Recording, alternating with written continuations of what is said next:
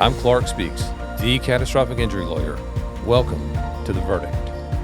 Hi, I'm Clark Speaks. Welcome back to The Verdict. I'm here with Brian Groesser.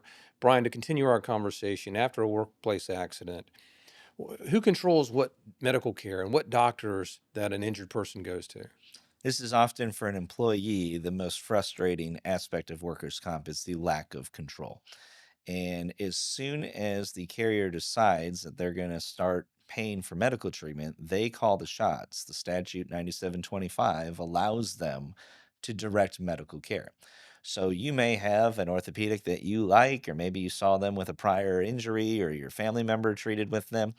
Doesn't matter. Maybe the carrier will say, okay, yeah, we'll go with them. But most likely, they're going to send you to a doctor, a specialist of some sort eventually once you get out of urgent care that they're familiar with, that they have. Because the one thing that I talked about at the beginning when it comes to these carriers is to curb their exposure, to limit their exposure.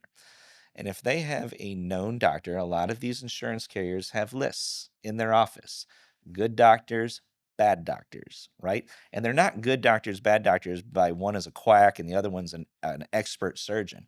It's good doctors in the sense that this doctor tends to release people back to work full duty. This doctor assigns low ratings. This doctor doesn't necessarily believe workers' comp patients are telling the truth. They're good doctors for the insurance carrier. The bad doctors are the ones that recommend surgery. Maybe they assign higher ratings. Maybe they're more hesitant to release an employee back to work. All these insurance carriers have that list, and they're becoming much more sophisticated now that AI exists and everything. These lists are They can becoming look back much through more. the data to see what these doctors have done in the past. 100% right. If you are looking to curb your exposure, you want to have your known exposures. You don't want to send the second most important decision that an insurance carrier can make outside of accepting or denying your case is which doctor to send you to. Because at the end of the day, I said that the employee doesn't have control in terms of choosing the doctor. But as soon as the carrier puts you in the hands of a doctor, they kind of lose control too, because now you're in the hands of the doctor in terms of the doctor making recommendations. If they have a better idea as to what that doctor is more likely to say, they're going to send you to that doctor in terms of the one that's likely to return you back to work quicker, likely not going to recommend surgery, and likely assign you a lesser rating. Okay, so if I'm an injured person, I mean, why does that matter to me? I probably don't want surgery anyway. As I'm sitting here talking about it right now, I'd rather not have a surgery. I'd rather go back to work. Why does that matter from the perspective of an injured person? Well, you may not want to have surgery, but you may have to have surgery, right? That may be a situation where you do need surgery. You've got a herniated disc and it ain't going to get any better without doing some sort of surgery, whether it's a decompression or a fusion. Or you may have a situation where you've got something in as known as carpal tunnel syndrome, right? And your hand just keeps getting numb and you figure you can just get through it. But at the end of the day, it's not going to get any better. The only way that you can actually fix it is through surgery. And so you may not want to have it, but ultimately you may need to have it. And you would rather go see a doctor that'd be willing to perform it in order to make you better rather than go to a doctor who's going to maybe side with not doing it simply because you're a workers' comp patient. And they typically get referrals from the workers' comp carrier for patients. So they're getting paid by the insurance carrier. And maybe they're more hesitant to recommend surgery as a result of that because they know the carrier typically doesn't want to pay for a surgery if they don't have to. And so it's not a matter of wanting to have a surgery, it's a matter of needing. If you need it, you should go with a doctor that's willing to do it and do a good job with it. The other aspect of it is there's two components to your workers' compensation case. We've been talking a lot about the medical side. The second component is the wage loss side. And that is why the insurance carrier is trying to return you back to work as quickly as possible, because that is typically their largest exposure. How long are you going to be out of work? If a doctor is keeping you out of work out of precaution because they don't believe you're ready and you may injure yourself further if you go back to work too soon, that doesn't sit well with the carrier because the carrier is paying weekly checks. And as each check goes out, they have to sometimes even put more money into your case, what's called reserves. They may have to add to the reserves with each check that they keep paying. They want to limit those checks. They don't want to keep paying those checks if they don't have to. And so if they can send you to a doctor that is more likely to return you to work without restrictions or return you to work with restrictions that they know the employer can accommodate, then they can cut those checks off. The problem is in the workers' comp world, even though it seems like maybe to the doctor that you could go back to that job because of some generic description that the employer gave them.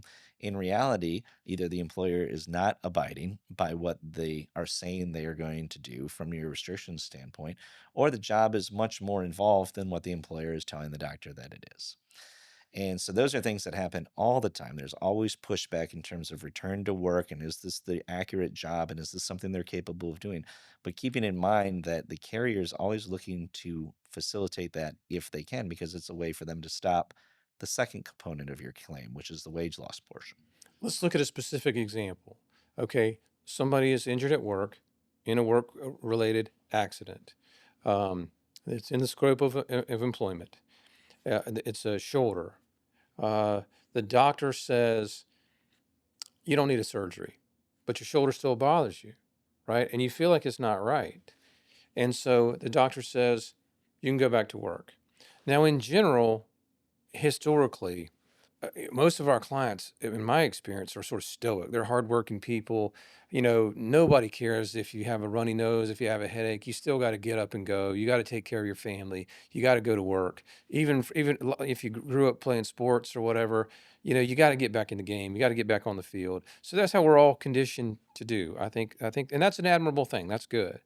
But under these circumstances, if you go and you just work through that pain, uh, my experience is that you might not, this pain is going to potentially get worse. Your condition is going to get worse, and it may really negatively impact your ability to provide for your family in the future.